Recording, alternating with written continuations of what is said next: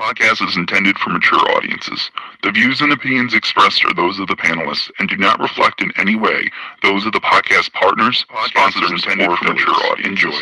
The views and opinions expressed are those of the panelists and do not reflect in any way those of the podcast partners, sponsors, intended for mature audiences. I truly believe it's right.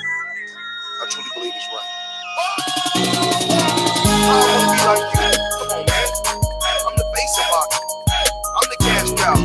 I hold the record for pay-per-view. My drop. I know my drop. I know my situation. I want to fight. Production. But it's gonna be very difficult for both of us. ThaBoxingvoice.com. Welcome back, ladies and gentlemen, to another spontaneous edition of the Boxing Voice, hashtag TBV podcast. We are back. It is Friday evening, 7:01 p.m. here on Eastern time, and we just got finished witnessing Bud Crawford and Jose Benavidez' weigh-in, and things got serious. If there was any question that these two were faking it and building it up to sell tickets, which is sold out in Omaha, or building it up to drum up interest, which I'm thinking there's some interest now, I'm just here to say it doesn't look like it was fake. I'm going to let you know these two got to exchanging words, and then they got to shoving, and Terence Crawford threw a right hook. He didn't connect. So we'll get your immediate reactions on that. And just to add to that, his nemesis takes to Twitter, Earl Spence Jr., the 147-pound IBF champion, and says, so unprofessional. Ouch. Taking shots at Bud Terence Crawford and ending it with a laugh out loud. This is what we're going to be talking about. If you're interested, you know the number to call in, 1-425-569-5241. But we got an extra little twist to this weigh-in scuffle review. The Ring Zone, ringtv.com, and Magazine Zone, Michael Coppinger, a guy who we had on this show quite a few times, was on, I think it's called Around the Beat or some sort of ESPN programming, and they had a roundtable discussion between Mark Kriegel, Dan Rayfield of ESPN, Michael Coppinger of Ring TV, and one other guy that one of my co-hosts will tell you once we introduce them. The point is, the bottom line is that Michael Coppinger said what I've been saying for some time now, just more polite. He articulated better. He didn't use profanity, but he still said the same thing. And it's what we're going to debate. Can you find a top 10 pound for pound fighter on Bud Crawford's resume? And then he went in his bag and said, I don't think you could find a top 25 pound for pound fighter on Terence Crawford's resume. Woo! Ric Flair style. Let's get right into it. Let me jump on out to the Bay Area. People want their subjective preferences to be the objective reality. Where did the kids ever get to read and to hear and to see about the greatness of these people, these fighters? It's like the Yankees, for example, in baseball, very good at trading on their past. The Celtics do it in basketball very well, and that's something boxing, because boxing has the richest history of all. That's something we should really be trading on, I think. ThaBoxingvoice.com.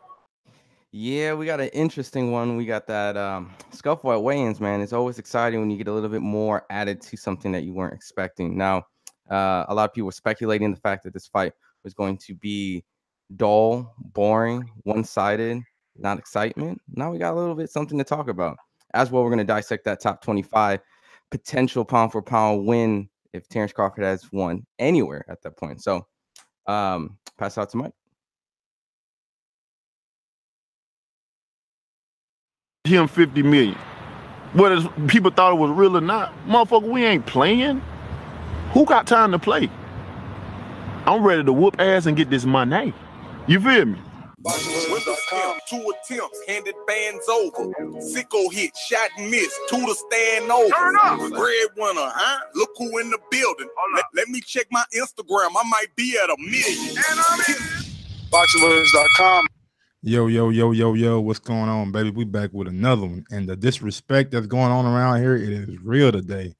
I thought we buried the hatchet. I thought we put all this behind us, but somebody else said something, and that's when I run with it. You know what I'm saying? Crawford. Top 25. I mean, I don't think you can say that. But there was another little twist that Crawford had today. He's drinking his tea and shit. Fuck that tea. Another little twist that Crawford had today in a recent interview with Mark Kriegel. It was a sit down. It was a part of his camp life thing. He said that he would beat Errol Spence relatively easy, and he don't see anything special about him. And if he fought him like he fought his past opponents, he wouldn't make it the distance. So let's go and chop it up and get into it. Yeah, let's get into it because, I mean, Benavidez said the same thing about Crawford. He said Crawford isn't special. He don't see nothing special in him. So, I mean, if we're gonna just take the word of every fighter, let's just take the word of every. I mean, fighter. then we do a whole motherfucking show about Terence. I mean, about Errol Spence post press conference thing or whatever. We took his word and we ran with it. Did we not? I don't know what you mean by we took his word. We definitely debated his opinion of Crawford's resume, which was super relevant when you're degrading, you know, your another person in the division's resume publicly at a press conference. Yeah, I think we should talk about it. And then did he not say that he feel like he would be Crawford? Crawford said the exact same thing. So, in my opinion, it's newsworthy. So, I hear you did a lot of research to. Yeah, my paper. I hear Mike did a lot of research, ladies and gentlemen, to substantiate the claims, false claims made by one Michael Coppinger from Ring TV, who states that Terence Crawford, while his number 1 pound for pound, I have to tell you that he is Michael Coppinger's number 1 pound for pound fighter in the world. He still feels that even though he is his number 1 pound for pound fighter in the world, he does not have one top 10 pound for pound fighter, let alone one top 25 pound for pound fighter on his resume. And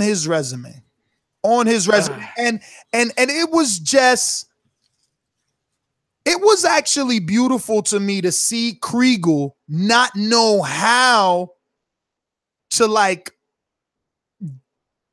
interpret it or digest it, right? He just kept looking to the other people on the table for help, like, but Dan, but Tim. And I don't think Dan could help the situation. He slightly tried, but kind of agreed with Coppinger. Ron, how did you watch that? I know you're on a different time zone, probably were at work. Did you find time at lunch to watch it? And what's the proper name? And obviously people can find it on ESPN Plus, but if you can give them the details as to what exactly it is that we're discussing here with them.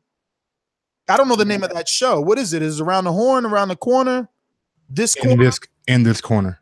In this corner? No, I didn't get a chance. I recently just got off work. Okay. But to kind of go off that top 25, I'm going to try to help the claim. I'm going to try to be for Terence Crawford on this. But it's also a very questionable win, seeing the fact that the only person I would say in that top 25 to call would be Gamboa. And for Dan Rafael, way back when in 2012, if you look at ESPN's pound for pound rankings, they did up to their top 20. They always highlight their 10, and they always do the small, like the next 10. So they did have Gamboa as 14 at the time of September 2012. This is a very long time ago. And also the fact that Gamboa, we all know, had to move up in weight to challenge Crawford. So with that being said, I would say that would be the one that would be the stretch when it comes to the idea of the top 25. Hold on real quick, Ron. We got to quit doing this. Gamboa moved up in weight to just to fight Crawford. He had a previous fight at 135 before he fought Crawford. Name of the person he fought for, Rain? I don't fucking know his name. I just know that he had a fight at 135 before he fought Crawford. So don't just say that he hopped up and went to Crawford right away. The guy was in the division first. It was for Perez. It was against Darlays Perez, and that was from the interim WBA World Lightweight title. So he did bump up, but we all know that Terence Crawford is a naturally bigger guy. And so at that point, you know, we would expect someone at his skill caliber to beat someone at Gamboa's. You know, it's just the same thing we do with Mikey Garcia and Spence. You know, it's kind of like what you expect. Gamboa has competed at 126 for most of his career. I think that's the smallest he's been. So 126. That's where mostly he fought at.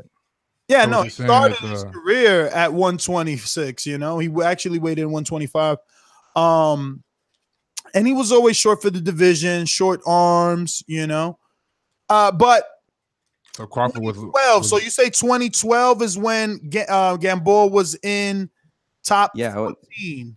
September 26, 2012. I'll make it easy. A lot of people, you can go out there and Google, just type in Gamboa. I can't even say his first name. Type his full name, and then you type in pound for pound. Just type pound for pound. You're gonna see an ESPN article that's from September 26, 2012, and it was written by Dan Raphael. And he has Gamboa above Mikhail Kessler, Chad Dawson, Bernard Hopkins. Now we know these lists are subjective, especially on ESPN, but you know, this is how far back I was able to. All right, so let's. And this is not the only thing. Hold on, real quick. Also, Victor Postal was rated not pound for pound, but at the time that they fought, he was rated the number 140 in the division by the Ring magazine. Okay. Crawford was number 2. He beat him easily. But that's not a pound for pound. I mean, if you want to go up to the top 25, I'm pretty sure at that time Victor Postal probably wasn't in that top 25. You being pretty sure and stating facts are two separate things. I couldn't find it. But let's give you the equivalent and see if you still feel the same way. I'm going to give you the guy who you are, you know, you're not in love with because Bud is your guy, but you like Regis as well. And he's considered 1 or number 2 in 140. He's considered so good at 140. Would you say that because he's considered number 1 or number 2 right now, he could also be in the top 25 pound for pound? Right now? Yes. Top 25. Now, Mike, it's gonna be hard, bro. No, Mike, to leave him out. Let me stop you because I don't think you fully understand what this means. You know that pound for pound means all of the fighters in the world, right? Like regardless of division, except the heavyweight, because they're dickheads. They want to exclude heavyweights because they know that their pound for pound list would mean shit if they leave heavyweights in it. But they still do it though. They still put pound. They had Anthony Joshua. They had Joshua on the thing on number 10. Who did? Right now, ESPN does as of number 10. But how does get a that list of people? How does that make sense? If a guy is hitting as hard as Joshua and Wilder at heavyweight, you have to say that they would hit that hard at every single weight that you put them in theoretically. How do they lose? Like this is, this is why I don't know. I think it's just maybe the fact that they has a lot of belts. What they do is I think on ESPN, they get a whole bunch of riders and they all tally in their votes. And sometimes their pound for pound list is just a collective, and whoever gets the most points, it's just kind of thing. That's how it goes. But they do have Anthony Joshua in there in top 10. Okay, so just now that I freshened Mike on the fact that everyone in the world is in this pound for pound 25, we're talking about. You telling me 24 fighters better than Regis though? You can't find 25 fighters better than Regis in the 24. world? Yeah, and I'm thinking about in the world, 24 right now better than Regis Prograis. 24 fighters. Yeah, you can't find them. It's not going to be easy for us to do it right here on the fly. But Yeah. Between the three of us, I guarantee you we could do it right now. Yeah, we probably could. You crazy? First of all, the easiest thing to do is take all the champions out. How many champs do we got? Because they all better than them. I don't think every champion better than him. Doggy, based off title, fuck that. Based off title, you can't go based off title, bro. Come on, bro. Based off title. All right. If we was at 135, he have a title right now. Fine. Let's not do it that way. But we can start easy. Joshua, Wilder, Usyk, right? Fucking Terence. Come on, keep going. There's so many. Jamel Jamal. Look at that. Dog, come on. It's too easy. Stop it, man. Just there's 17 boxing weight classes with 4 sanctioned bodies. And you get tired. That's a lot. You guys tell me it's 24 fighters right now better than Regis Prograis. Name right now, bro. And we ain't even off top of the head though. The welterweight. We ain't even cracking. Porter, Keith Thurman, exactly. Danny Garcia. Now we getting If Regis move up, I don't know. We gotta see. We gotta see. We gotta see. Bag now, we gotta see. I just want everybody to know this. Wait, Ron, don't skim over that. Ron, don't skim over that. Let's let the world know what he's trying to insinuate. He just insinuated if Regis moves up, I don't know. He might beat Danny Garcia's, which might be Sean too. Never know. You can't just say him, but these guys better than him, and they ain't got in the ring yet, bro. Shit, it is what it is, now. You can't. We didn't even say Mikey Garcia. We didn't say Mikey Garcia, Lomachenko. Some Canelo, some people would throw Linares in there, Triple G. I mean, guys bugging. Daniel Jacobs, like you're bugging, bro. But he's still saying nah. So wait, Regis is better than Daniel Jacobs, bro. Yeah, what? Danny Jacobs beat Peter Quillen first round. Blew him out. Yeah, blew him out first round. Blew him out. And that's it. No, not that's it. Not that's it. For a casual fan, yeah. For a hardcore fan, Sergio Mora. That's right. We understand how difficult. Did he beat him twice though? That's right. Yes, he did. He got dropped once. Why he rematch him? Because he got dropped. By Sergio Mora. Al Heyman and Oscar were doing their thing at the time where it was separation. So he had to fight where he could fight. It was the inception of PBC at that time. This stuff you do. You can't, just don't rush Regis, bro. Yeah, I'm not rushing him, bro. All I'm saying is he has to fight Josh Taylor. Like, I see Rob put it in there. He has a tournament. This is how he can justify his placement. But until then, like we got to just. But we're saying pound for pound is like ain't pound for pound like 25 for me. Top 25. And I like Regis. I'm saying, I like. Ain't it based off like an eye test though? It ain't always based. It's not always based. If it's not based off our test, then Lomachenko would have lost, would not be number 1. Terence Crawford with nobody on his resume would not be number 2. What do you Terence Crawford with no one on his resume? They basing that. That's what they saying. They basing that off skill and eye test. Remember, you see skill through eye test, bro. No, listen, Crawford have. Let other people talk.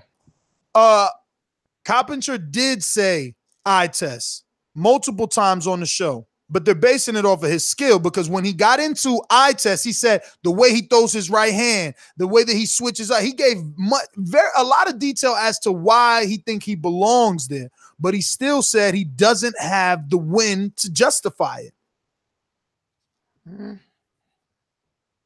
And just again, to get into your argument, right? All right, so you're still saying iffy about Regis, but you can't do what we just did with Regis with Victor Postal, bro. Victor Postal's 2 biggest wins forever are going to be Selçuk Aydin, who I give him credit for. You know what I'm saying? I because I watched both of the fights with Jojo Dan and Selçuk Aydin, and I watched Aydin and Robert Guerrero. I know Aydin. I knew Aydin. Even though he was a turkey fighter, I got to watch him somehow. You know what I'm saying? But that's it. It's like Selçuk Aydin, which probably neither one of you even know, and Lucas Matisse, who we all question now. So I don't know. I think Coppinger has some. All I'm saying is, bro, at the time before they fight, everybody had Victor Postal ranked above him.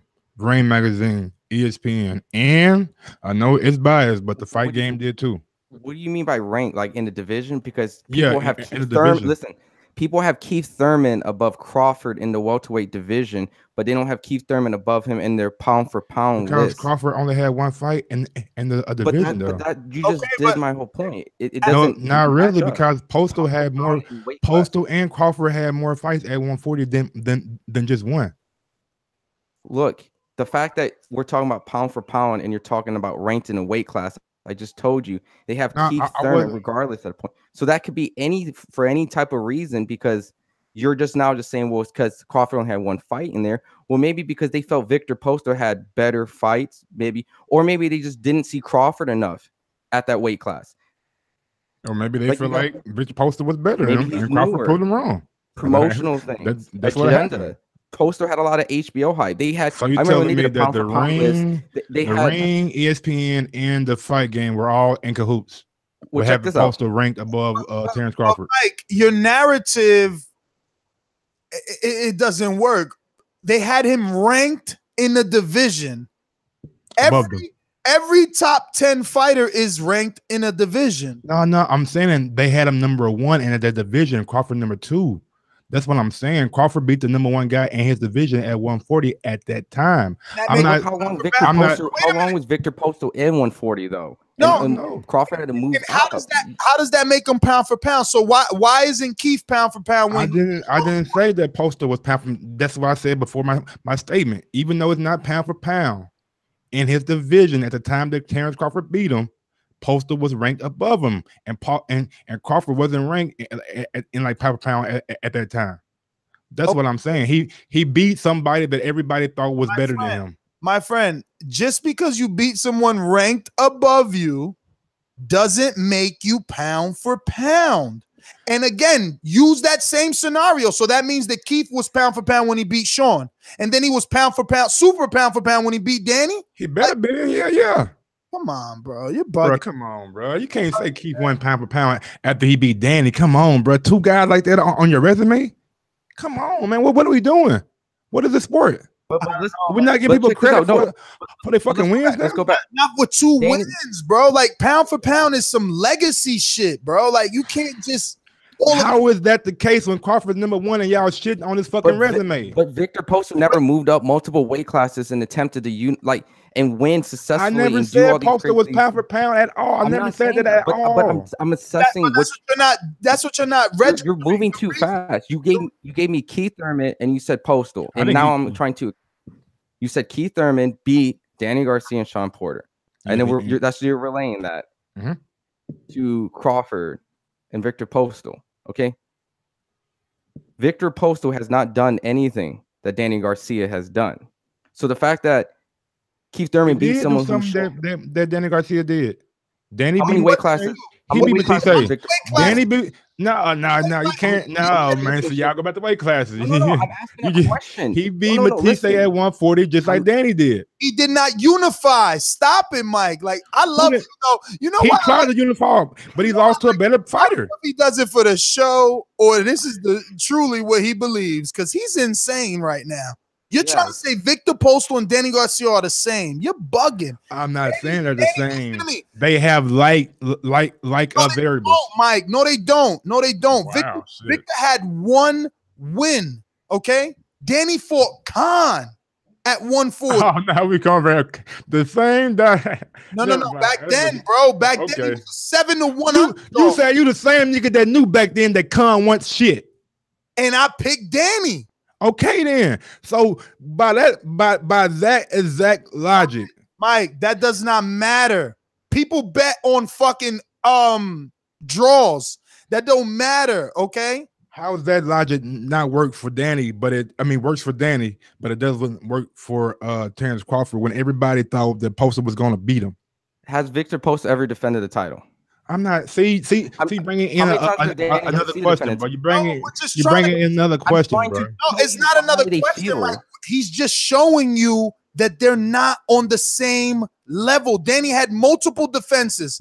Danny unified. Danny moved up and got another title in another division. You can't compare the two men. You look like won a vacant belt. Victor Posto won a vacant belt and then didn't defend it, and he lost to Crawford. Like Danny Garcia fought multiple champions. Dog, he was an underdog when he fought Morales at the guard. At Barclays, bro. Like, you're bugging. But anyway. Plus, he was always the underdog, and he won majority of those. Okay. Oh my God. Is that his big rabbit? Oh my God, you breaking my fucking argument, bro. Y'all making it for me. Is that the rabbit? I just can't agree with you. He was the Crawford was the underdog too. That's the same point I'm trying to get across to you guys. How many times has Crawford been the underdog? I don't know. Shit, he should never ever be the underdog in my concern. Oh my God! Let me get this clear. You're saying that when Crawford Postal happened, you thought Crawford was an underdog? Being a casual fan as I was at that time, listen to fucking the fight game, listen to ESPN, listen to all the commentators and all the reading. Don't lie, Mike, because I'm not lying.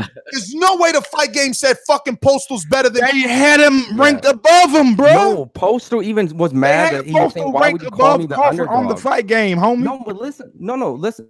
That's HBO. Listen. He had they had agendas. They had Sergey Kovalev like number 3 or some crazy shit on there. Their HBO pound for pound was all HBO fighters too. So past that, Victor Postal was even mad that he was like allegedly called the underdog from what I remember. I am shocked. But what else do you got? Because people are hitting me up. They want me to open up these phone lines, but I don't want you to keep any other tricks up your sleeve. If you got anything else that the public needs to hear for your defense, let it out. Mike, I'm talking to you. I hear you, man. You guys didn't really bring up nothing besides the little Coppinger fucking comment, but he got his ass chewed out on the show, so I ain't gonna chew his ass out now. Who got his ass chewed out? Coppinger. Krieger was coming. Krieger was coming at his ass. What do you mean? Oh yeah, tell me how. Tell me how. He was like, "Come on, speed up." I said, "Make it quick." You know what I'm saying? Just little shit like that, bro. Yeah, I don't see how that's coming at him. Watch it again. I did. I remember that part because then he went to Rayfield, and Rayfield said, "I'll make it faster." I agree with Mike. And then he was like, "Crawford hasn't fought anybody, so how's he number 1?" Just little shit like that, bro. Just like poking the bear. That's all he was doing. Being an antagonist, but it was kind of idiotic because he explained to him already how he had him at number 1 on, remember, a mythical list based off theoretical shit. Okay, it's based off this guy who you think could go up multiple divisions and do what he's doing. And again, Mike, let me refresh your memory. That is the main reason that people have Crawford on a pound for pound, because that is the main criteria. Moving up a division. If you can move up a division, then theoretically, what would you do at every division that you moved up to? And Crawford has already moved up multiple. So that's why he gets that. That's why he gets that knock. But at the end of the day, the same bullet that I had in my gun, Coppinger shot at the head of Mark Kriegel. Kell Brook beats everybody on Crawford's resume. He destroyed even this Kell Brook right now that's on the corner begging for the con fight still beats everybody on his resume, and we know that. We know that. Now you maybe don't, but I don't see who is gonna give Kell Brook problems. The horn fight Saturday night. The horn be nice. Saturday night, and we see what Benavidez does, but we all seen Benavidez in the Herrera fight. I like how they say Brook would be everybody on Crawford's resume, but they never say that Brook would be Crawford. They don't need to say that. It would make a better point. By saying a guy will beat everybody on his resume, you can say that about Brook. Why don't you can say the exact same thing? Why don't you say that out loud in hopes that maybe Bob hears it? Because I know on the same show that we're debating, they said what's coming next. They said what's coming next. Okay, experts. Let me tell you something. Experts. Ron can Google and tell us how many hundreds of thousands Dan Rayfield makes per year to do what he does. And he is saying 3 top-ranked opponents are coming up our ass. 3 of them. Don't just leave off the other 4 that he said. Don't just do that. Don't excuse that. You really want me to shovel more dirt on top of you? What's the point? I'm shoveling more dirt on top. Okay, I'll shovel the dirt. You said that guy right there, a shirt you wearing too.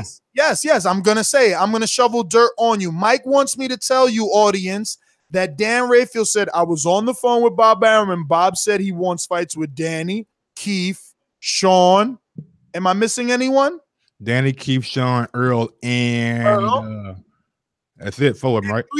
Three top-ranked guys. And Dan's next words, Ron, were, but I know we're not getting any of the PBC guys, and we're getting all the top-ranked guys. And Kriegel's little fanboy, casual ass. And let me tell you, he listens to the show. He gave me props when I went to Keith Thurman. All that don't matter.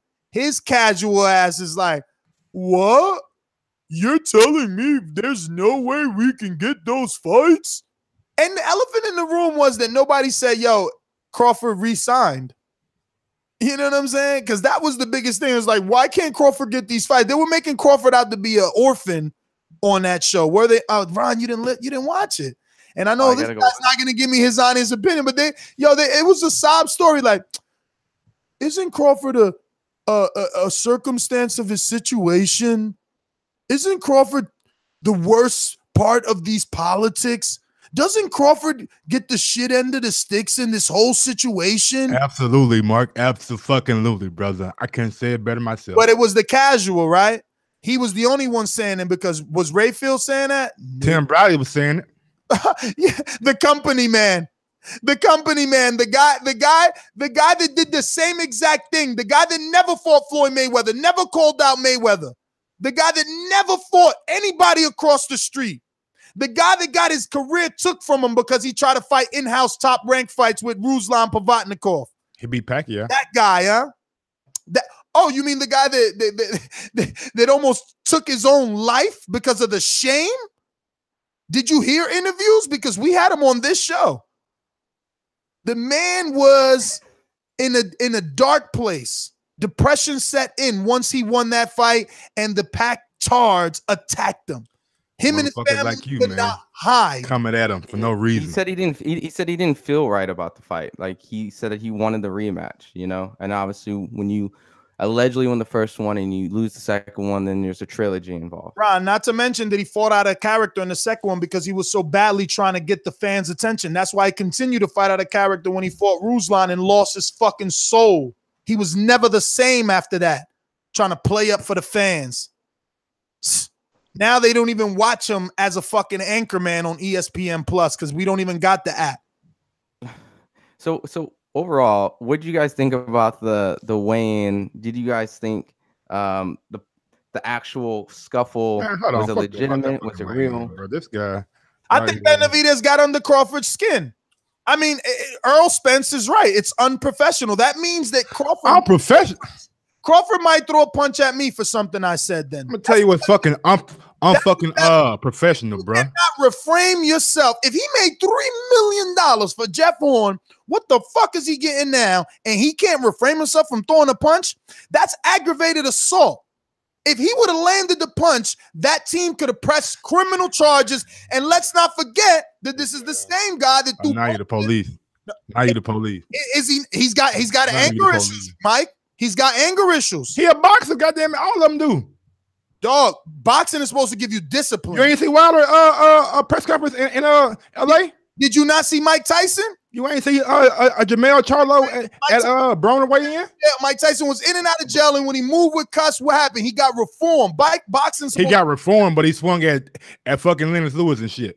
And Mitch. He reformed. And yeah, Mitch. Come on now, baby. Hey, this is boxing, man. That was fucking Chisora. He fucking glassed me. He glassed me. Come on, man. But you find that as professional. Is that professional or unprofessional? Like, regardless of we accept it as like a good build-up hype, we know they're fighters, but is it professional? Professional, but he don't want to hurt his. That shit, I would say both of them. Bro. I've been seeing this shit all fucking ever since I've been watching boxing. Ain't a fucking year that I haven't went by that I ain't seen a fucking scuffle or two at a fucking press conference. And let me tell you talking about here. Let me tell you this. You can't win. Because let's keep it real. I don't need to win. I just want everybody to not you. Papa, chill out. Not you. In general, right? We can't win because the fighter can't win because if he didn't throw the punch, we'd be talking shit. We'd be like, oh, he a bitch. He let Jose push him. You know what I'm saying? So it's like you can't win for losing. You know what I'm saying? We do shows like, oh, Crawford don't say enough. Now he doing extra. You know, Broner's the one choking people and throwing punches. Now he giving us what we want, and the show still ain't doing good numbers. Because what's up, Mike? What's wrong with Crawford? Ain't nothing wrong with Crawford, baby. Wait, ain't Omaha sold out? Wait till tomorrow. Wait till tomorrow. Wait till we see them goddamn views come in Monday morning or Tuesday morning. Then we'll do a show about 1.5 on ESPN watching live. Okay, so hold on real quick. We got a super chat from Maurice McElroy. Criminal charges? ? Next the police. Hashtag 501. Salute the Rock in the house.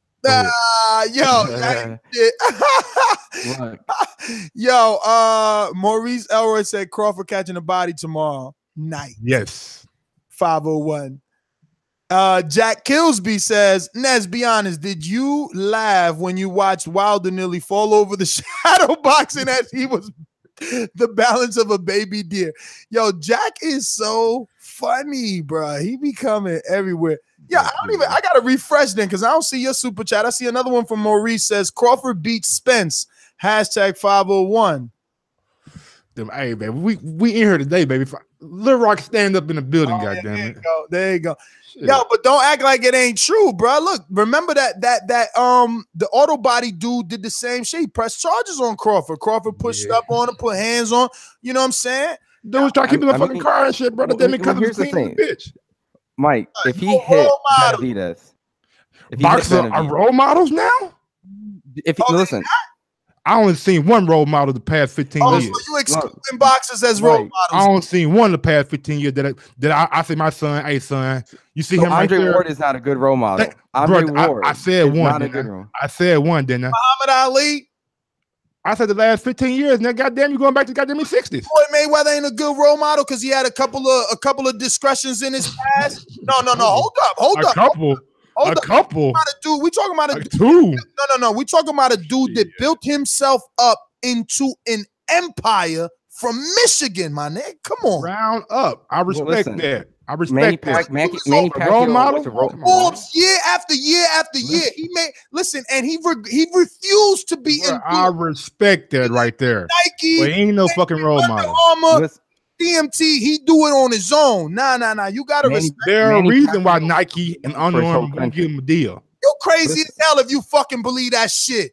You fucking crazy that Mike, you can't say all these people ain't role models. Like you can't do that. No. But Ron, did you hear? I don't think Ron hears half the shit you fucking say. No, I just move it past. It's just like that's just Mike being Mike. I'm so high I can't even repeat that last statement. What the fuck?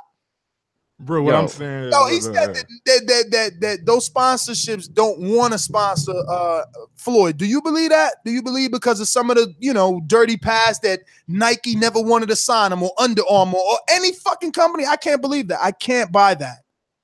I mean, Floyd had what was his shoe deal? I think it was Reebok, or he had like a Reebok deal. He definitely had the watch company Hublot. I can't. That's too rich for my blood, so I can't pronounce it. But he definitely had he had his own shoes. I remember he had his own like Reebok deal or something like that.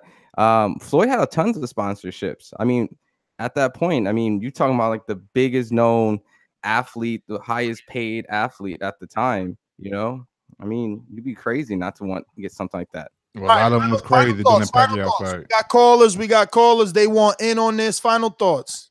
Final thoughts is, man, the pound for pound king fights tomorrow. Y'all tune in, y'all support, man. All this other shit is just motherfucking what it is, shit. And whenever Spence and him fight, I love Spence to fucking death, but he would not, I repeat, he would not beat Crawford. 501 stand up. Hey, Shill Killer, I said Andre Ward, all right? Andre Ward is a role model, and Manny Pacquiao was a role model to the country. So, Manny Pacquiao with his homophobic remarks. So I see Andre Ward all the time out here. So he's a good role model. One mistake, dog. I'm not shaming him. No. He said what he said. Trying to get me. So not you, Ron. I'm talking about Mike over here talking about Manny Pacquiao with his homophobia. Yeah, it affects me. It affects me. Goddamn right. My sister is part of that. Didn't just get a whole country uplifted. It doesn't mean that because a man or a woman makes a mistake, they are fucking scarred for life. That's what society does to half the people. And that's what Nike did to him. You should not look be jumping on that shit bandwagon. up.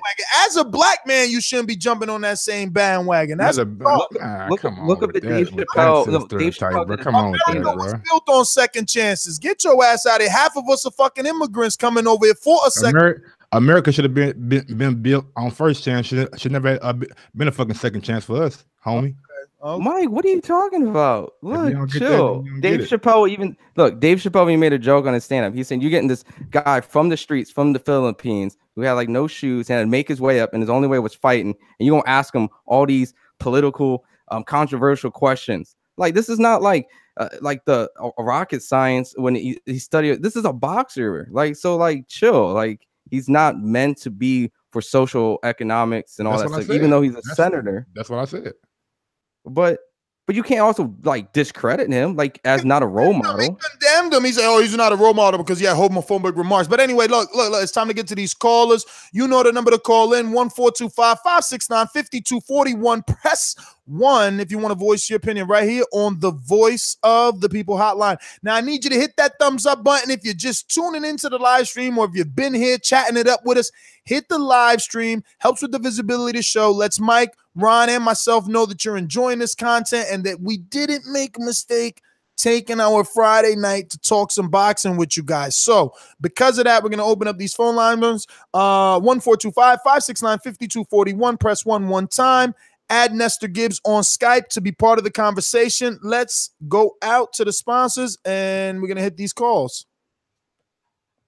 These calls are brought to you by El Camino Electrical Services, experts in electric vehicle charging stations. For consultations and turnkey installation, visit us at elcaminoelectricalservices.com. All right, Mitty in the UK, talk to me. Coach Mitty, what's up, brother? What's up? I'm good, man. Hey, you guys are funny, man. You like arguing, but lately you've been like on my man Mike's case for too much, man. You need to give him a break, man. I don't need no break, homie. He ain't doing shit but motherfucking making me better. I got you on the ropes. Let me tell you that. A rope dope, nigga. You fooling. You fooling yourself. On the way in first, right? Because the way in is what interested me. Like, you can tell that it's real. You can tell that Bud, doesn't play around. You could see the way he was looking at him when he came and he stepped to him. He's not playing. And is definitely that type of character where it doesn't differentiate, the way he is in real life. If you're going to step to him, he's going to pop you. And he's going to do the same thing at the weigh-in. That's not good. It's not professional. But that's much better and much more entertaining than the bullshit, made-up shit that we've seen lately.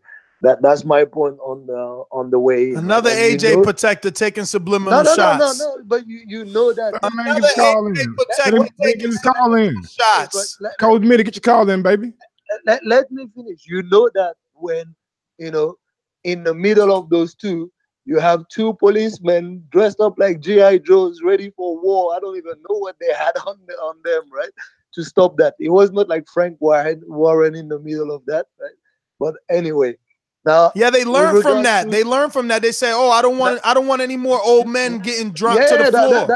That's cool. That's because it's not scripted. Like, anyway, now with regards to the, I think scripted is having security. Can my man get his call in? You had your time. You spoke about an hour. Let him speak. Yeah, right, Mike. Like, you don't cut everybody off. Guys, you're gonna talk forever and you're gonna do whatever you need to do after, right? But with regards to the top 25 or top pound for pound conversation, this is a nonsensical conversation, right? How do you expect Terence Crawford to have one of, like, let's say the top 10 on his resume? Most of them are 2 or 3 divisions above him, or below him. You had Rigondeaux, Chocolatito, Triple G, Canelo, Ward, Kovalev. How can he fight those guys? Like, so that Coppinger seems to be, I'm a smart dude or whatever, but his argument made no fucking sense. Like, so how are you gonna fight those people when they're 2 or 3 weight division either above you or below you? The simple fact of the matter is, at 135 and at 140, Bud Crawford didn't have maybe a big enough competitor against him, but all he could do is handle mandatories, number 1, unify. He did that. He's done with that. is moved up. So now he's gonna face the people that you guys want him to face, but just give him like some time. We know that there's a lot of politics to get those fights, so it's gonna happen. That's it. That's me. Well, Mitty, OTKP in the chat says it was his opinion, caller. It was Michael Coppinger's opinion. But real quick, hold on before we get to any more callers, man. We've been talking shit for about an hour now, and all these people in the chat talking shit. Y'all can do one simple thing to help out with the show. Smash that goddamn thumbs up button. It helps with the visibility of the show. Y'all watching, y'all listening. So please go and smash it for me. Thank you. I'm gonna throw a truce out to Show and Fresh real quick too. I guess they misheard me. So yes, Ward is a role model. So we on a truce. How could he mishear you? He's just probably pulling your leg. But yeah, if you feel like I've been bodying Mike in this debate, hit the thumbs up. You know what I'm saying? This shit ain't gonna get no views then. You know. Well, if they feel like you win and hit the thumbs up, let's go out to who is this? You need to change your screen name on Skype. I'm gonna go to you and just I don't know because maybe you're long distance. I want you to get your nap in. But what's your name, my friend? You talking to me? Hey, I'm talking to you. You're the only one with no screen name. Oh, I didn't know I didn't have a screen name. It's my first time on here. It says avid boxing fan. Now, for us, it says live 1400919 D566CA27B. Hey, well, that's my badness. I put a name on there for y'all. I'm sorry about that, brother. But so what's your name? Where you calling in from? Well, my name is Jay, but I just put on avid boxing fan. But I'm calling from Texas. Texas, what's up, brother? So I'm gonna go ahead. And I know Mike is going to want this first time call intro, so we're going to just go ahead and play it anyway. You act like you're walking into the ring to beat up Terence Crawford. You're David Benavidez, except you're going to say your name, and then you get into your call. Ladies and gentlemen, making his professional debut. This boy Jay from Texas. How y'all doing? What part of Texas are you from? Happy to have you.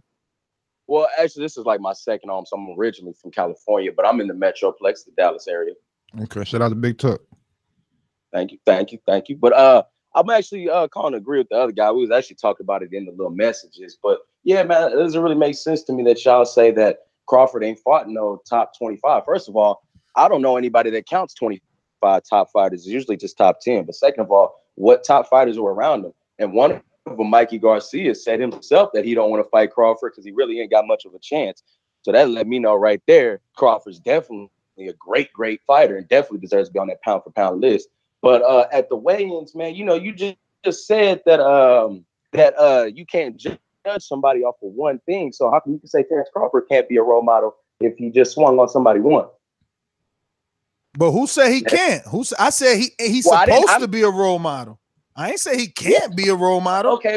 I actually said he is a role model. And can I finish my photo, brother? Ooh, I like it. Go ahead. Down south, baby. Down south, baby. That's how we do it.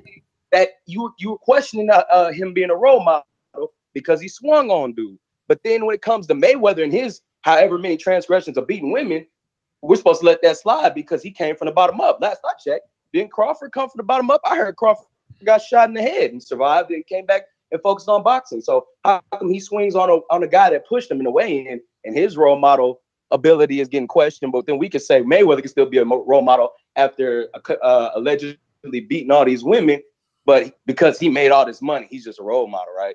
But I am the guy that said America's built on second chances, right? So it doesn't matter. I'm still willing. I'm still willing to give Crawford that second chance. The punch didn't land. Okay, well, hey, you gotta let it be known because it sounded like you didn't want to be one, man. I'm gonna be honest, Ness. It sounds like you like Crawford because you like Arrow too much, man. That's all. That's what it sounds like to me, man. I feel you, bro. Hey, all respect, Ness. Hey, man, all respect. Now, I like what you do. Ain't nothing like that. I just love boxing talk. Terence Crawford is one of my favorite boxers. So y'all can bag on me because of that. But I do feel like, you know, just like most real boxing fans know that Terence Crawford is definitely one of the best pound for pound. And if Errol can beat him, he can beat him. You know what I mean? The truth is the truth as far as I'm concerned, which happened to be Errol's expensive nickname. But, you know, I don't think he can. I've seen Errol get hurt in a few fights. And just to me personally, I can see Crawford hitting him with some shots better. Like the Lamont Peterson fight. I've seen him get hit with something in that Lamont Peterson fight that made him start saying Lamont hit him in the back of the head, and it didn't look like he got hit in the back of the head to me. So, hey man, great call. Great call. God bless you. Oh man, thank you, bro. God bless you too. See, I like that. Because I do feel blessed these days. You know, I started my workout challenge. Yo, and we've already attracted someone that listens to the show. He tagged me on Instagram and he joined it and he did it. He did his 100 push-ups, his 100 sit-ups, and he walked or ran his 3 miles. It is day 28 for me. So, you know, like 28 days left, baby. I'm going to do this one. I never in my life completed a 30-day challenge, but it's on because there's a lot of us. Mitty, who just called in, is actually involved as well. But yeah, it's official. And the hashtag is already there. Like as soon as I type in like TBVFI, boom, it comes out. Like fit to challenge, fit to fight challenge comes right out. So we using it, is moving. We're gonna go out to what do we got here? We got the super chat kid. There we go. I've been waiting for you, be Paulie, nigga. I've been waiting for your ass, boy. You been in the chat talking that hella shit. Oh man. What's up, TVV? I ain't been out here in a minute, man. Give me a second. Let me light my smoke real quick, man. Man. Take your time. Take your time. You only got 3 minutes. First of all, Lawrence Okolie is trash. Just gonna let you know that right now. Lawrence Okolie is a waste. Mine.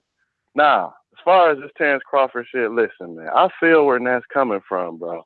Mike, listen, bro.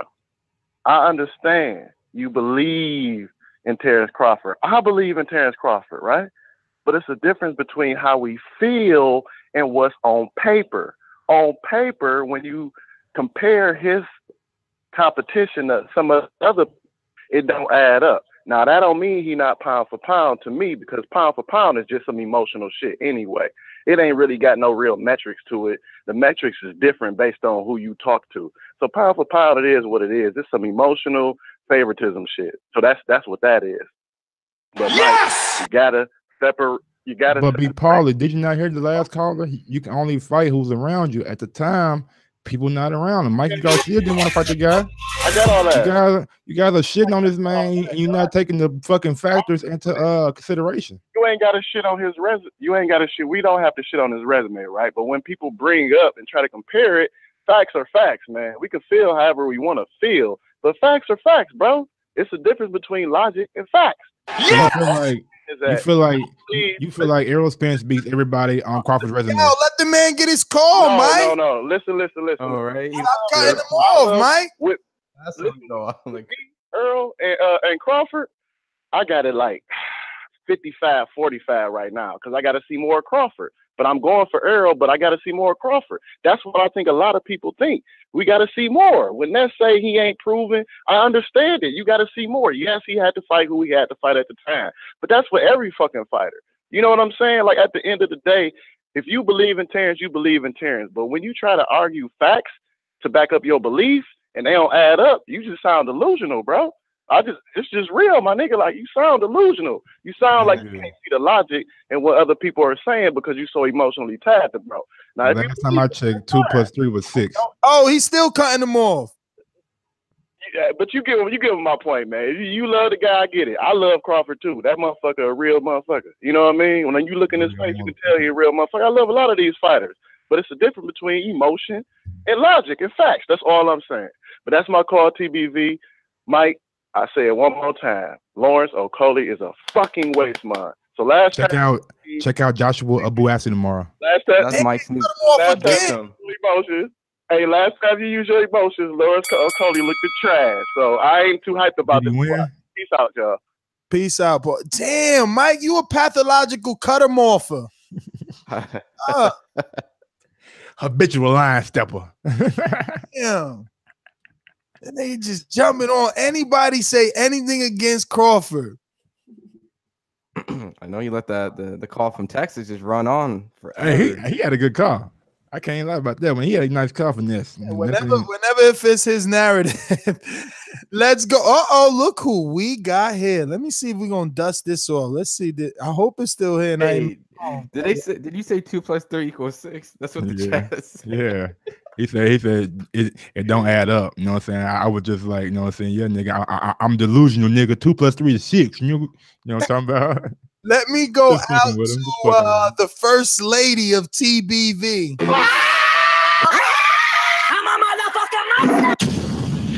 I know for a fact she loved Crawford. Let's go.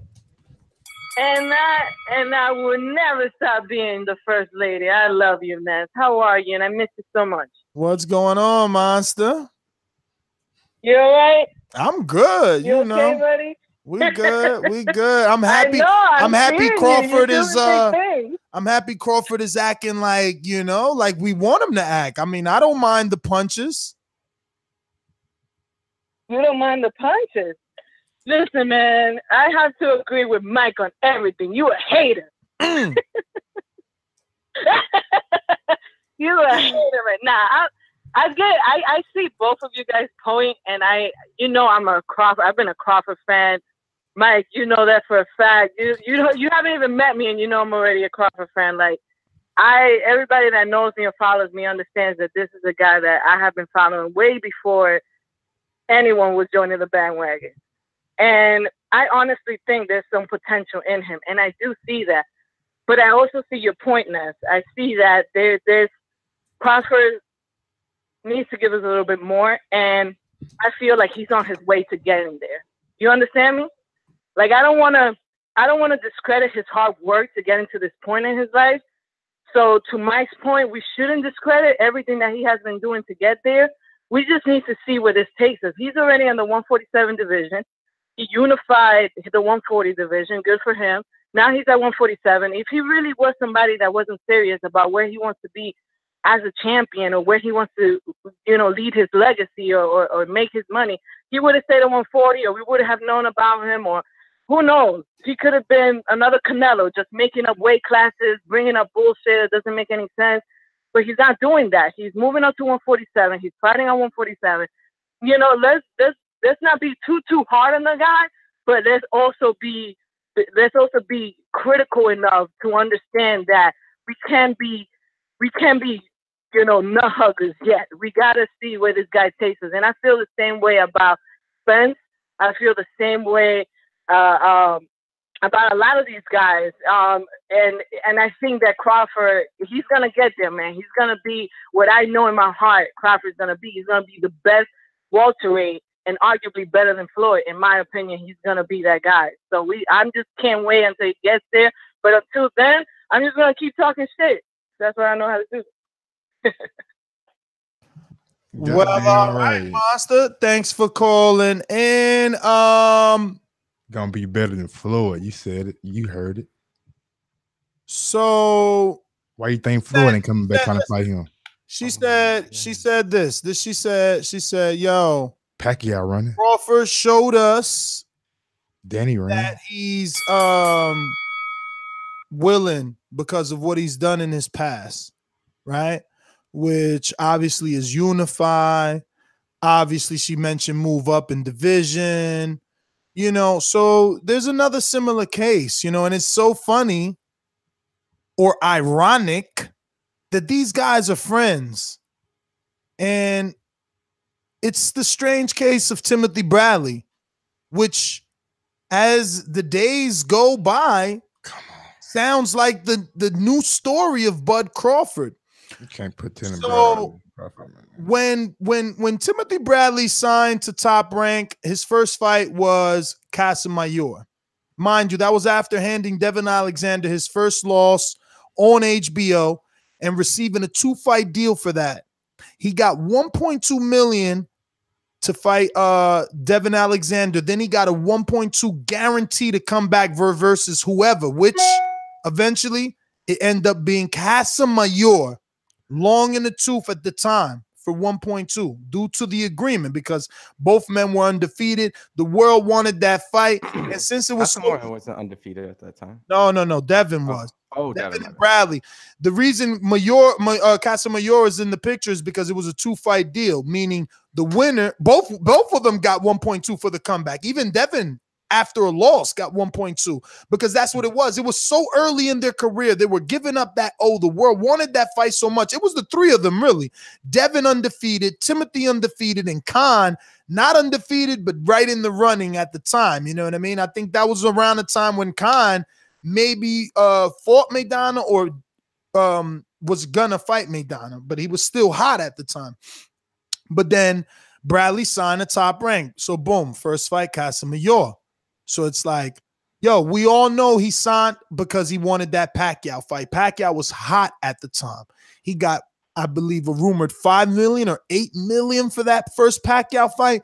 Then he wins it, which was the strangest thing. You know, it's boxing, so these things get swept under the rug. But like, he wins the fight, and at the post-fight press conference, Bob Arum had the backdrop, which normally says like Ron versus Mike, said Ron versus Mike 2. Not strange, huh? No Twilight soundbite there, huh? All right. Well, I don't know if it's Twilight Zone. Twilight Zone. I mean, I don't know if they keep him on deck. Yeah, come on, bro. Come on. Come on. I don't think. Listen. Take it from a guy that owns a 25 by 10 pop-up banner. Okay, that shit is its own luggage. All right, it's 25 feet by 10 feet high. And attached to it is a fucking banner. All right. So that's no different than the post-fight press conferences because I've been to enough fights to know. You got to order that. Okay. You got to make that order. You need all those logos. And yeah, it could be on deck because I got a guy, obviously, that we've done business a few times. So the past sponsors, they already have them on file, but any new sponsors or any new logos, any new adjustments to that drawing, I need to proof. Like all that shit takes time. Not that you can't do it on the fly. They probably had to though, because anytime you get a star like that, you have to probably have a rematch clause. And you know, at that point, at that moment, you know, the only way that's not fishy is if. Because back then social media wasn't as powerful as it is now, we did not know that in the deal there was a two-way rematch because Timothy was undefeated and he had Cameron Duncan as a manager at the time. I can't believe that Cameron was able to go in there and finagle with Top Rank for Timothy to get the biggest fight of his career at a rumored $5 to $8 million and get a fucking two-way rematch. No way, bro. But whatever. Let's get to some more calls. Whoa. How the fuck was this supposed to come full circle? What yeah. This has to do with Crawford and Bradley. Yeah, so Bradley, full circle. Yo, that's the weed. Thanks, Mike. I'm finna say, guys, you gotta make this make sense to me. I'm like, I'm listening. So check it. Top Rank gives him the Pacquiao fight, right? They ain't got nothing else for him though. You know, at the time they do business with Marquez, but Marquez is his own entity. He's officially with Zanford Promotions. You know, what else do they got in the welterweight division? Pacquiao still fighting, but he just took a fake loss, right? And Mayweather's still out there, the king of the crop. But Bradley understands the politics. He doesn't even speak his name, you know, just like he don't speak no Thurmans. None of them other guys across the street. None of them. They all fighting, okay? They all alive. Devin, Khan, all them dudes. Sean, all them dudes is there. All right? He goes in there with a 140-pound dude in Ruslan that, you know, in my opinion, lost to Chris Algieri. I know that on paper, Chris Algieri got the win, but I also know that that fight was controversial. So there is a demographic that believes that Chris Algieri lost. I like boxers. I always thought Chris had good wheels. Shit, I even picked Chris to beat Pacquiao because I thought Pacquiao was so vulnerable for that right hand that Chris was landing, but guess who landed more right hands? Quicker too. But yeah, man. So they gave him Ruslan. That finished poor Bradley. You know, that really finished him. But he still came back. He still came back and fought. They finally gave him Marquez. That's career defining, right? Pacquiao, Marquez, those are two career-defining fights they're giving you now. But that Pacquiao fight really tainted you. it took the Ruslan war to put you back in the good graces of the fighters, of the world, right? Of the public. And he did a good job with Juan Manuel. I mean, he almost dropped him and everything. He did really good. I think he did drop him, right, Ron? I don't know. Double check. But he did a really good job. He really won that fight clearly in my eyes. In my eyes. Now, remember, throughout all this, you know, this dude had a bad history of headbutts. He was killing dudes with headbutts throughout. The Devin Alexander actually quit on a stool, and Timothy got the win because of the headbutts. Devin thought they were going to go to the cards, blah, blah, blah. That shit ain't work out. You know what I mean? And people questioned Devin back then. But look, they forget it too. See, that's what I'm saying about boxing fans being fickle. So he beat Juanma. So for Top Rank, it's like, boom, perfect. Here goes your Pacquiao rematch. But now he knows that we know he didn't win, you know? And now he's got this aura now of warrior because he went to war with Pavatnikov and he got the good win with Marquez. Loses to Pacquiao, which I think he just put it all out there, but he allegedly broke 2 ankles in that fight, right? Or was that the first fight? No, you don't remember? He can't. Oh, because that's right. Mike just started. Yo, Mike, one of the Pacquiao fights, Ron, you can help me here. They rolled him out in a wheelchair, bro. I think I do remember this. I've only watched my man, immediately after the fight, post-fight presser, he didn't walk in the press conference. They had a wheelchair for my man, bro. I mean, I'm telling you, you don't even know the drama. Like, but this is Top Rank drama. So mind you, if you're Bradley, right, you're saying to yourself, fuck fighting Sean, Keith, Danny. Because remember, Bud, again, he's the same. Bud and Crawford and Bradley are the same to me because Bradley was very hot at 140, moved up. Everybody want to see him in that sauce at 47, but Top Rank knows how to keep you content. It was the first fight. All right, first fight he was in a wheelchair. But my man, let's talk about money. He got 5 to 8 for that first one.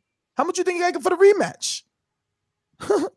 Then he beat Juan Manuel. How much you think he got for the rematch to fight Pacquiao? You know what I'm saying? Then they give him Diego Chavez. I thought he won that. He beat Diego, but we didn't expect it to look like that. He got headbutted though, right? That was a headbutt that caused his eye to look like that.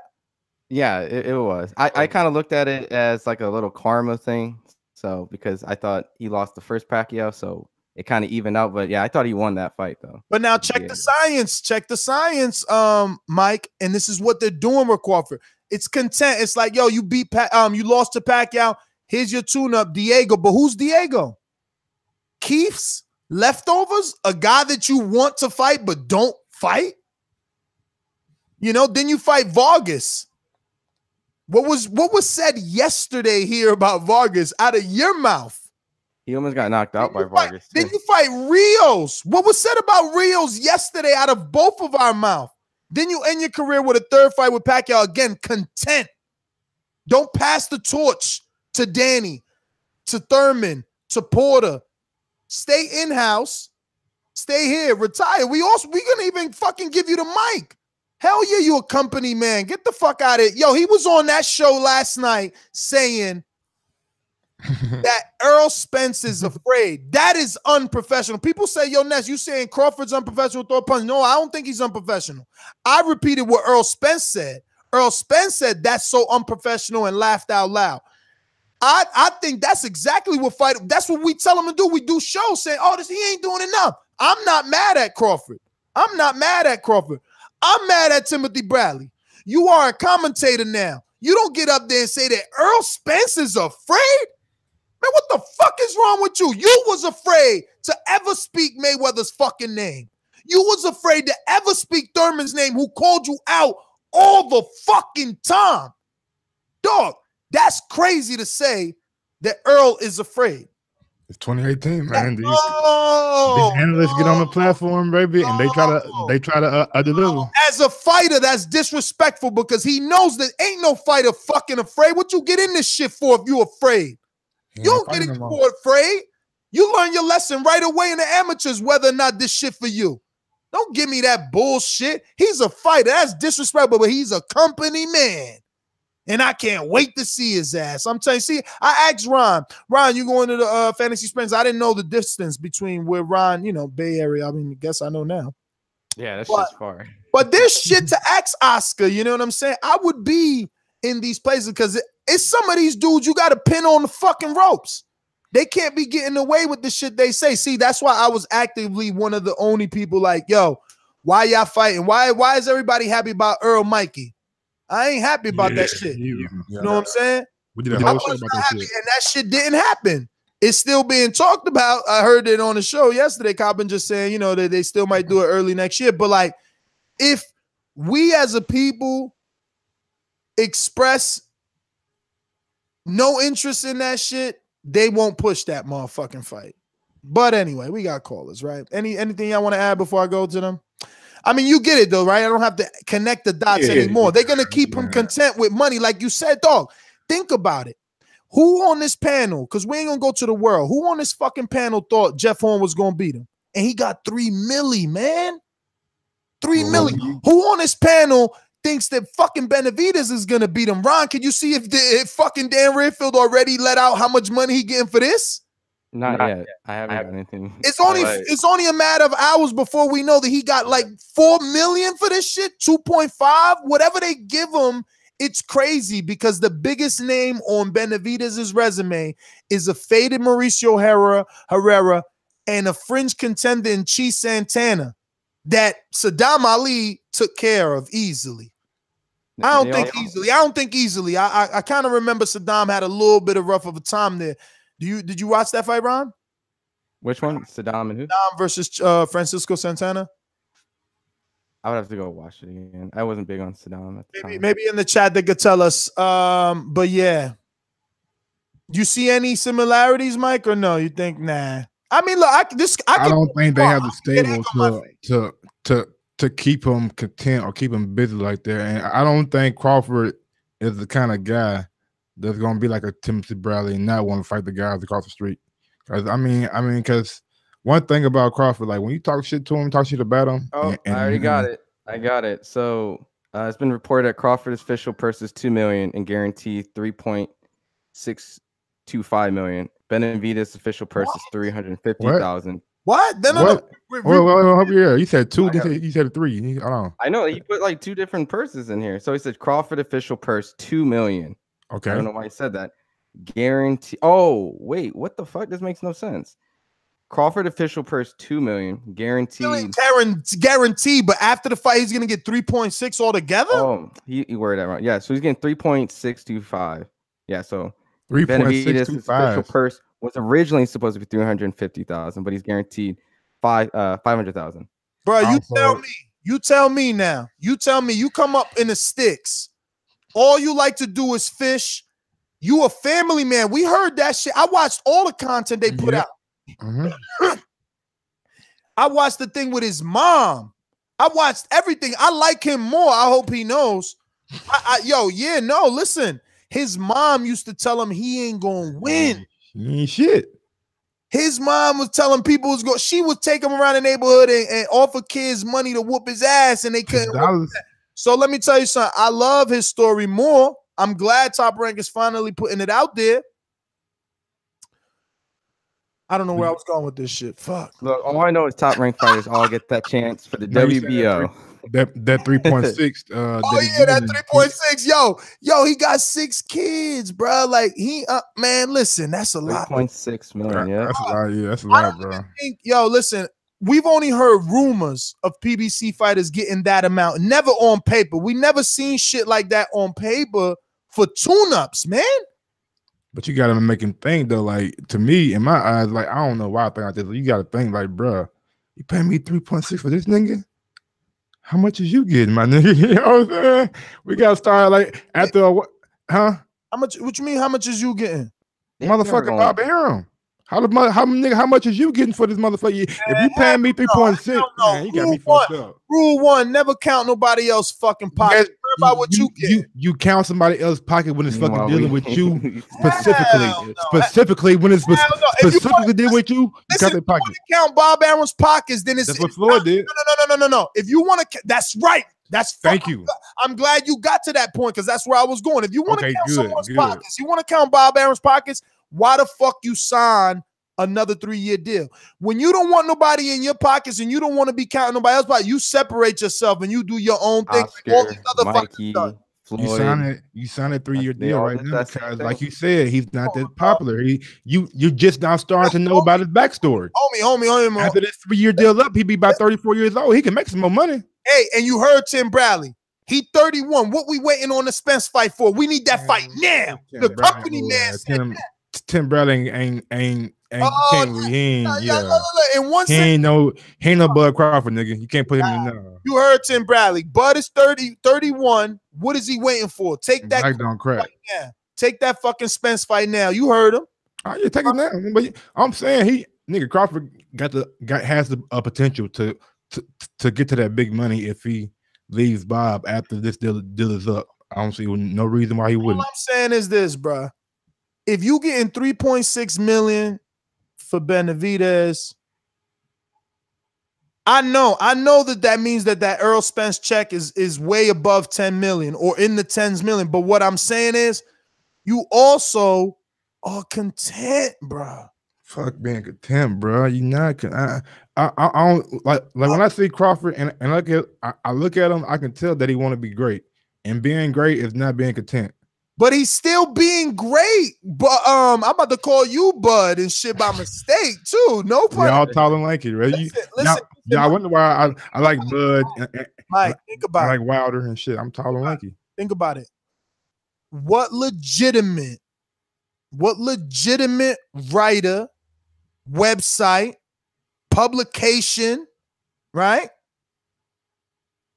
doesn't have or consider Crawford a great fighter, a top fighter on a pound for pound list? So in his mind, dog, with me and you talking about that shit ain't nothing. He getting 3.6 for Benavidez and the world still thinks he's great. What you talking about? They still got him. He said it himself. The quote is out there this week. He was like, yo, they got me top pound for pound number 1 or number 2. I'm just happy to be in the conversation. What you talking about? He know where he at. Humbleness, man. Humbleness, okay. But bro, nigga, it's a different motherfucker when that camera go off. We seen that shit. All right. Talking on the camera, I take that with a grain of salt. All right, let's get to these calls. I don't believe you though. Kevin in Chicago. What's up? So what happened with GGG, Triple G? He just they just threw him off to the side, kind of brushed him off to the side. Where's his rematch at? The He don't want it. towards Triple G. He mandated to fight Charlo. Yeah, he don't want it. He mandated to fight Charlo if he wants. If he wanted, he'll fight Charlo for it. No, he earned it. He deserved. He earned what? He got his ass whooped. WBC mandated it, so He didn't get his ass whooped, dumbass. He got his ass beat. What are you talking about? Talk to me. Stick to the topic. Hey, what's up, y'all? I think what did Young Jeezy say? Last time I checked, Boy was the man in these streets. So, Call me rather do I leave blow on these beats? You feel me, nigga? I respect him. He beat the he beat the Great White Hope, which was Horn, but who was Horn before he beat Pacquiao? So I just want to see a couple more fights. Then I'll give him respect. Like Luis Ortiz, I put him and Luis Ortiz right next to each other because Luis Ortiz has been a good fight with Deontay, but let's get one more fight to make him a really good fighter. So everybody want to fuck with him. That's where I'm at right now. Bud Crawford's cool. He just needs to step it up. Like, there's no one else really to fight. You got to really jump in there like Sean Porter did. Just fucking put yourself out there. That's what I think. And Bud Crawford is cool. I like his background. I watched it. I just want to see him beat this dude really, really bad. I think he needs to make a mark because there's only Spence and then Thurman, and we don't know where Thurman's at right now. So he just needs to make a mark in the game. Floyd Mayweather made a super mark. Nobody's going to fuck with Floyd. Floyd got a motherfucking Pacquiao and Adrian Broner fighting just to get him. So come on now. That's my call. All right, yo, I am baffled, dog. Damn, 3.6 milli. That is that's crazy. That's dope for Benavidez, kid. That's what I'm saying. Like, yo, that's the same AJ story, bro. Like, I could take 3 more of them type of dudes, man. And so what was the list, Ron? Ron didn't watch it. Mike, you got to be honest on the list. What'd he say? Carlos Ademis, which is a top-ranked prospect. The Mean Machine. European dude. The Mean Machine or something like that. The Mean Green Machine or some Green Machine, Mean Green Machine, something like that, bro. Who the fuck is the Mean Green Machine? I don't fucking y'all know the guy in the chat called the Mean Green Machine. Let us know on top rank fucking roster. He said Adamas for sure. The other two, bro, I ain't gonna lie to you, I ain't never heard of. Despicable. But Adamas is fighting on his undercard, but at least we'll get to see him, right? But he's fighting at 154 though. Yeah, but hey, he said he can make 47. We'll see. And he's Dominican. Yeah, he big as fuck too. I don't want to see Player with the hang on. I tell you. And he slowed down in the second half of his fight. The last one I seen, I thought he was gonna get the guy out of there, but he didn't. But he big as fuck. Look, Green Machine is the Australian cruiserweight boxer. Nah, bro, somebody else. I'm telling you, man. Watch fucking in this corner on ESPN Plus, and y'all know. Yeah, well, I am your host, Nesta Gibbs. Find me on Instagram and Twitter at NestGTO. Remember, Crawford not having a top 25 pound for pound win is the opinion of Michael Coppinger, and we're just discussing it and getting your thoughts on it. Tune in tomorrow to ESPN at 10:30 p.m. to watch this fight live versus Crawford and Benavidez. Also, ThaBeatie's fighting tomorrow.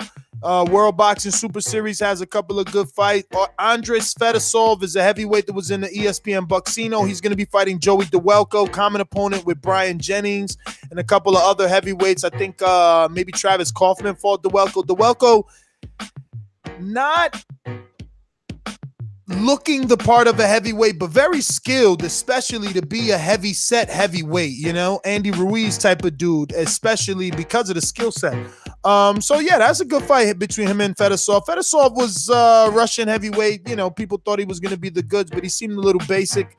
But maybe he's giving it a second crack. There's a lot of good little fights here and there.